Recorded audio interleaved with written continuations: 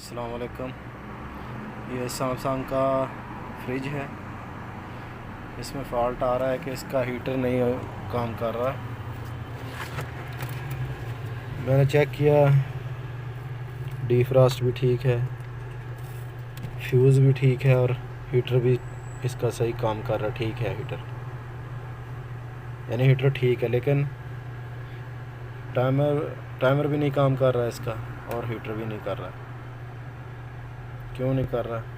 अगर हीटर भी ठीक है, फ्यूज़ भी ठीक है, डीफ्रॉस्ट भी ठीक है, तो उसके लिए फिर देखते हैं क्या प्रॉब्लम है।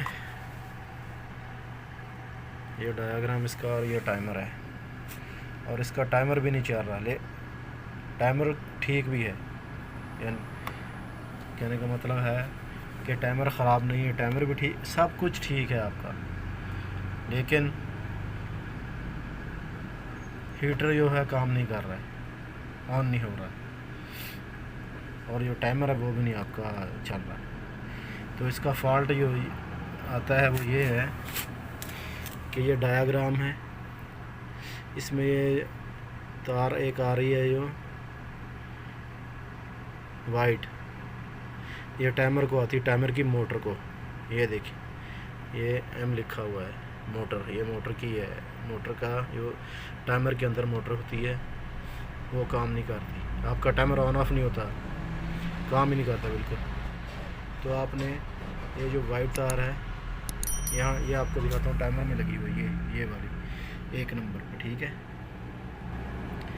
आपने इसको काट के डायरेक्ट फेस दे देना है मेन तार से, जो आपकी मेन तार है, ठीक है, मेन लाइन जो है ये दे के, तो फिर चेक करिए, इंशाल्लाह आपका ये मसला हल हो जाएगा। आपका टाइमर भी ऑन ऑफ होगा, कट होगा, और हीटर भी चल जाएगा।